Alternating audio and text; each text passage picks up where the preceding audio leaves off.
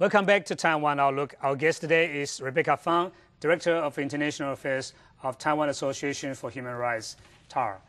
Ms. Fang, we've been talking about the goals and the text, the works of the TAHR.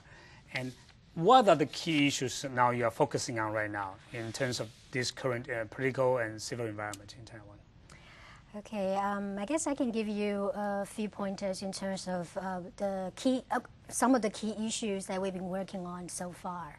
But when you're talking about NGO work, sometimes you have to take a look at the current state of civil society. Mm-hmm. For example, are there any legal barriers still existing for NGOs to operate within the country? There are indeed such things in Taiwan, but not many people will notice it, or unless you run into it and got arrested.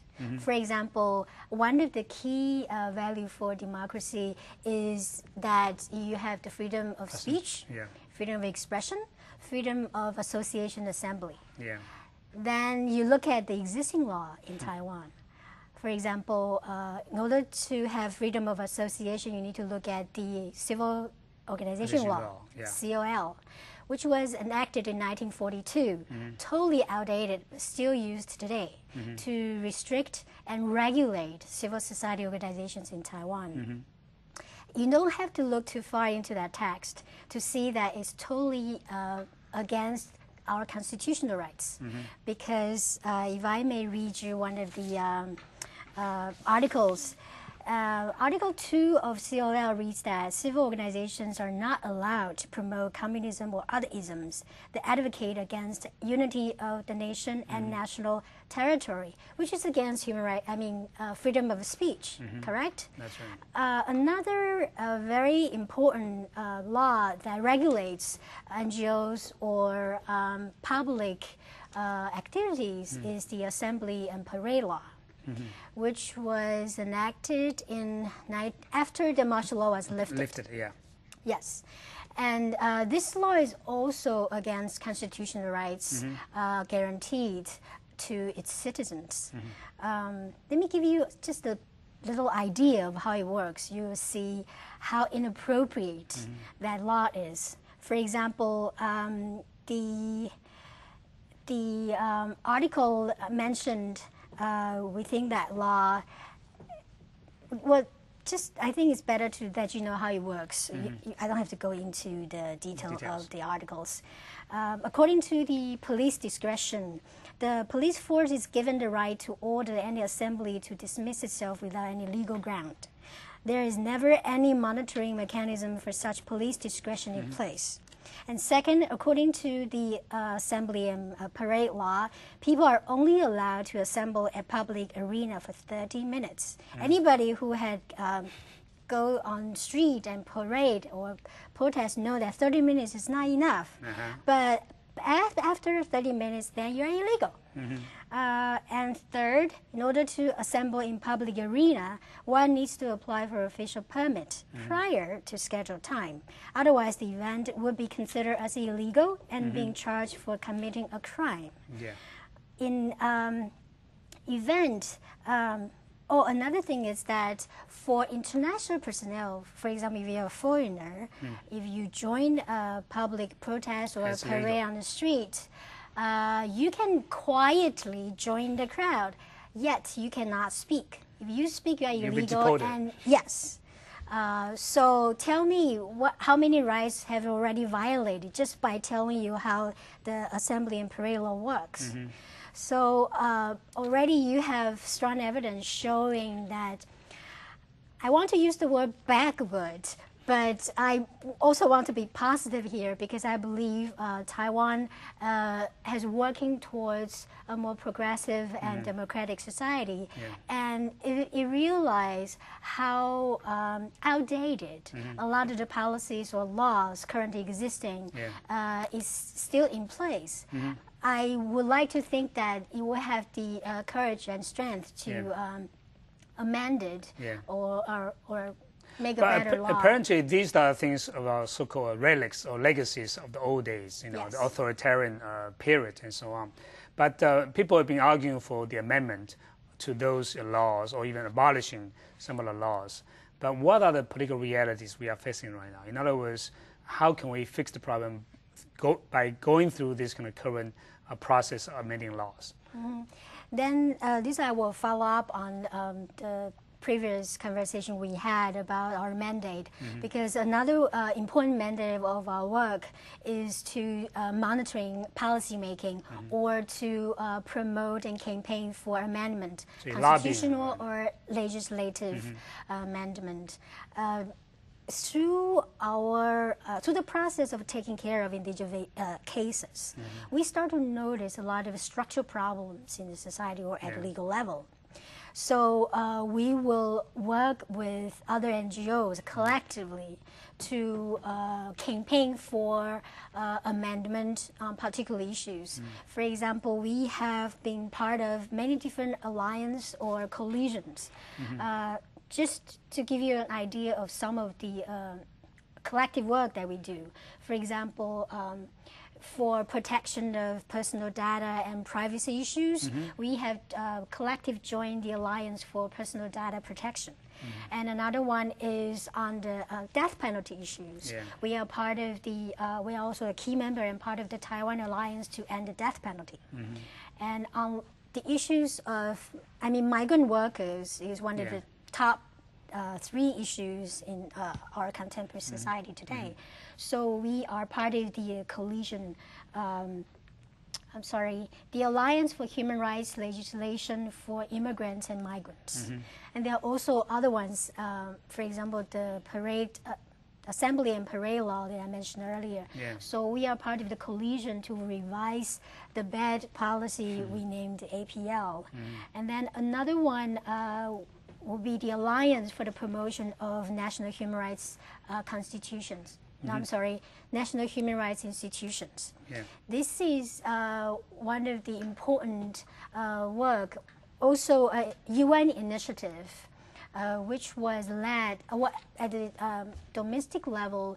The campaign or promotion to establish a national human rights institution was pushed by 22 NGOs led by our organization TAHR. And we also have drafted a National Human Rights Commission bill for the legislative yuan to consider. And we are hoping that it will adopt when we submitted the bill. However, it is not going anywhere at the moment. But we truly believe that in order to improve the human rights standards in accordance with international standard setting or principles, it is necessary to establish a National Human Rights Commission in Taiwan, which is following the so-called Paris principles that emphasize the participation of NGOs and the independence of the National Human Rights Commissions. Let's talk about death penalty. It has been a very controversial issue in Taiwan, but also in other countries as well. How do you think that this issue has been progressing in Taiwan? There are actually strong moral and political will in Taiwan in support of abolishing death penalty. As I recalled in 2000, especially when the President Chen Shui-bian was given the inaugural speech, one of his key points concerning human rights policy is that he would like to see our country working towards abolishing death penalty. And this year, well, actually last year, and up until now, we already, if this year we also have 0 execution, then we will have 2 years in a row without executing any death inmates, which is actually following the international trend on universal moratorium. If you notice the recent UN development at the General Assembly, there are over 100 countries sign on to the universal moratorium, meaning that maybe this will be an intermediate step towards abolition. So for those countries who still would hesitate, who are hesitating to abolishing death penalty, they could decide. They can decide that they will stop executions for now, and then continue to debate about the final abolition of death penalty.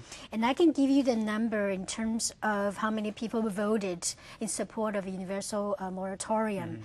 At the last month, when we have the UN General Assembly meeting, there are 99 countries voted in support of a universal moratorium. And among those that vote against it, there are China, the US, Russia, and some other countries. And among the many member states at the UN, you have 99 in support of moratorium, 52 countries in against, and 33 who didn't participate in the vote. Which means that this voting process or the result, even though it's not legally binding, but it expressed such a strong message to the world that abolishing death penalty is an international movement. That's right. Because death penalty is such an inhumane way of punishment, capital punishment, and it is really against human rights values that we believe. So unfortunately, Taiwan is not joining in such an international trend, not yet. But at the civil society level, for example, our organization, TAHR, we already signed up to in support of the universal moratorium, which was campaigned by Amnesty International and the World Coalition to end death penalty. Do you think our society in general is ready for the abolition of the death penalty, from the public opinions and so on? I think, like you said, it is a controversial issue and very much a moral debate for many. But public debate on the issue is still in the process and very much needed. I think any kind of issues, as long as there's a dialogue, people can express their concerns and their views either from the victim's family's point of view or from human rights point of view. I think dialogue and continued conversation and debate is healthy. But unfortunately, on this particular issue, oftentimes you will see our media tend to take either or type of extreme position, as if these two sides are against each other, which is not true. It's false impression.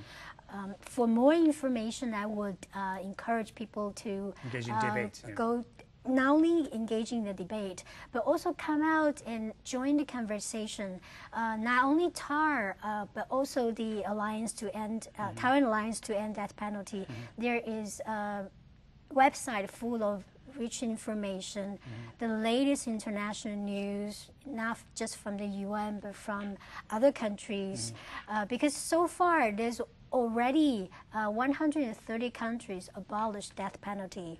And against a lot of people's suspicion, those countries that no longer exercise death penalty, their crime rate didn't go up. So there are more statistics and numbers and facts for people to look into if you take a look at the website of our alliance. A broader issue that is related to the death penalty issue is the so-called judicial reform in Taiwan. What are the key issues that do you think is so critical to the judicial reform in Taiwan? Well, for that aspect, there are so many work that need to be done. But just to give you a key case that sort of reflect the progress or lack of progress in the area of judicial reform. That is the so-called Xizhi Trio case. In Taiwan, we often refer to this case as Su-an or Su-jian-he-an, but at the international level, it is mostly known as the Xizhi Trio because the case concerns 3 young men who were wrongly accused of murder, rape, and other type of other crime that were sentenced, were carried out by, were deserving the capital punishment. But this case has been going on. This year is actually the 17th year. Yeah. It's probably the longest. Well, some say there are other cases that are worth noting as well. But this particular case, it is controversial and is internationally known. For example, the FIDH, the oldest human rights organization in the world, it also caught their attention, and they have visited Taiwan in 2005 and issued a report, particularly on this case, in 2006. People can visit our website to look into the report. And Amnesty International also, throughout the years, have been monitoring this case. Why does this case attract so many international attentions? There are the following reasons. One is that it looks at or examines Taiwan's criminal procedure code. And it also examined a lot of the principles that supposed to safeguard individual rights. For example, the principle or the presumption of innocence. That is, you are not guilty until you're proven so. But during the old days, which is really not too far from today, Taiwan still exercised the unbelievable principle that is, you are guilty until you are proven not guilty. That's right. Which is very much against what we believe today and against international principles and standards. Another one is coercive. Well, there are many other judicial provinces that are being revealed by that case. So when we talk about, we'll talk about the details of this case and how, what are the provinces, legal province, judicial province that, revealed from that case. So don't go away, stay with us.